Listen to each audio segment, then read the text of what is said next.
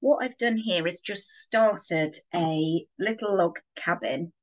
So I cut out a little square there that was about 2.5 centimeters and placed it in the center of this rectangle, and stitched close to the edge there. You can just see a little tacking stitch. And then, like with the other log cabin video, I then got another piece of fabric, cut it to the same size as this one, put right sides together and sewed close to the top edge, and then have pressed that out. So that top edge is now neatly seamed.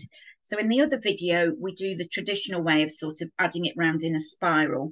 But what you may want to try instead is if you cut another square again and place that at the bottom, we're now going to stitch across there and fold that out. So rather than working round in a spiral, for this type of log cabin, we're doing top and bottom, then we'll add two sides, then top and bottom and two sides. So it's up to you what look you prefer. This is almost easier to sort of put together.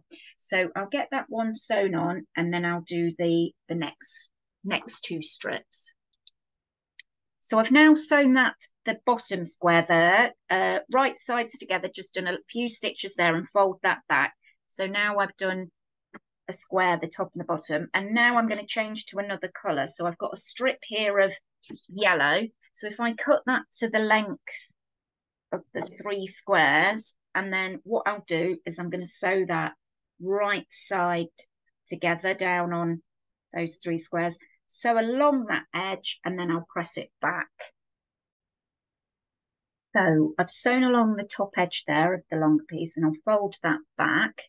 And now what I'll do is get another piece the same size, put that right side down on the other side, and sew along close to the edge.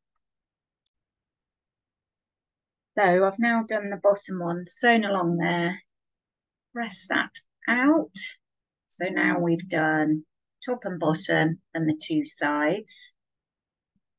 So now we can go back to doing this top and bottom here. So I will now cut piece width here.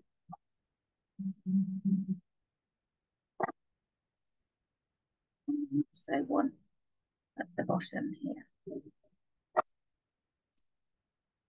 So I'll sew this on right side down, press that back.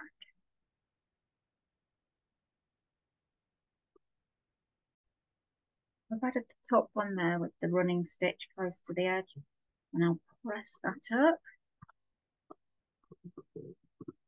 Just finger pressing that, and now I'll add the other piece to the bottom there and stitch that on, and then it'll be back to these 2 side pieces.